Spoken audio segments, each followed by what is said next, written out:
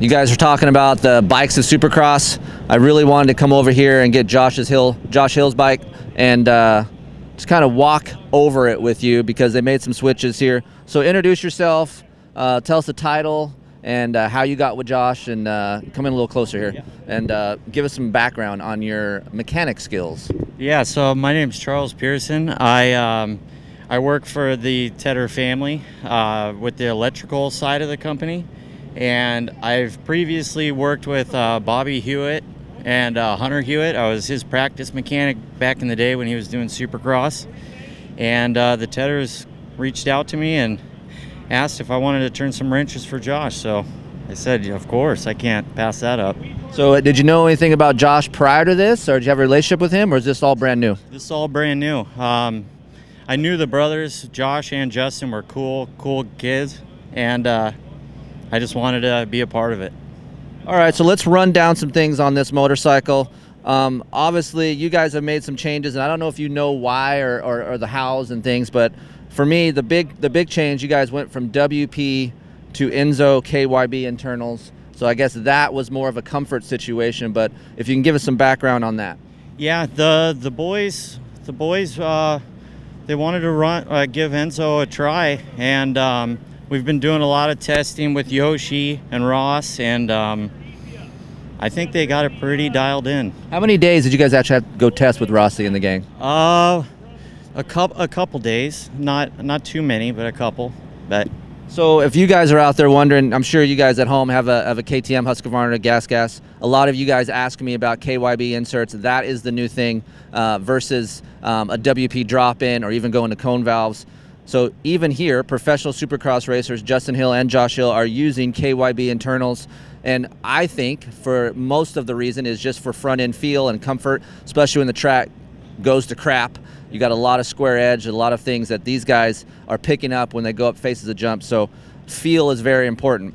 Now, about the engine side of things, what does Josh expect out of his engine, and what's involved in this package? This package is Mitch over at PC. He's put together a pretty strong motor. The boys, the first time they got it in the bike, they loved it immediately. Mitch just does his magic. What, is Josh picky on his engine? Does he actually say anything about ECU settings? Does he, when he comes in races, is he changing a lot of things, or is he just riding what he has? He's basically just riding what he has. He's really comfortable with the motor. I mean, the minute we put it in the bike and he spun the first couple laps, he loved it instantly. And same with Justin as well. And these guys are pretty laid back guys, right? I mean, I don't see them having a huge ego walking in demanding things. I've known them a little bit, and they seem to be pretty laid back. Yeah, they're completely laid back. They show up to the track, you know, they're cracking jokes, laughing, just having a fun time. One question I want to ask you: if Josh was picky at one thing, what would that one thing be? If he is coming in here every day, adjusting his bars, levers, what is one thing that he is super anal about? He really likes clutch feel. He loves the engage. He wants that clutch to engage at the sweet spot.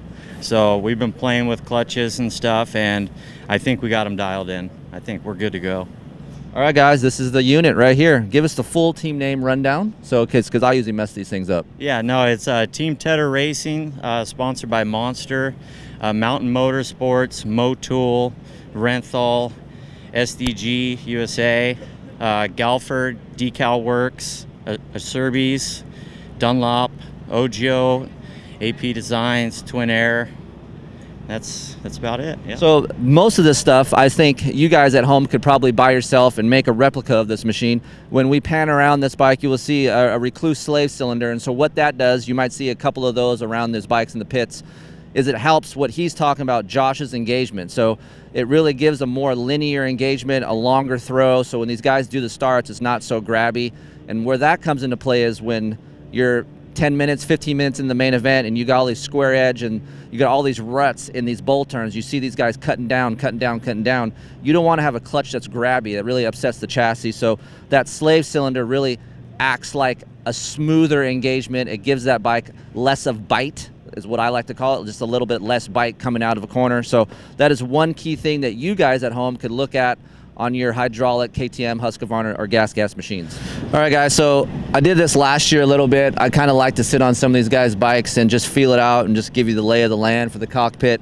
So right away, for me, Josh has a taller cockpit, and he's not essentially a taller guy, but his bars are rolled forward, and he is on a 997 bend twin wall with the bars rotated just past 0. I would think he is on a like +2 setting, and the clutch is actually a little bit hard to pull in, which means to me that he's on a stiffer spring, and so that way he has that recluse slave cylinder along with the stiffer spring. I kind of gives him a little bit of the action that he is looking for in his clutch, especially off the starts. Throttle is amazingly buttery, so very easy to use and pull. For me, I'd be a little bit too soft in these Supercross conditions, going to get whiskey throttle, but his front brake is actually super touchy, which I like. I'm more of a instantaneous kind of feel. I don't want that lever to move as much as some guys. It doesn't feel spongy. So overall, pretty tall cockpit feeling with a bar bend that is essentially taller than I thought he would run.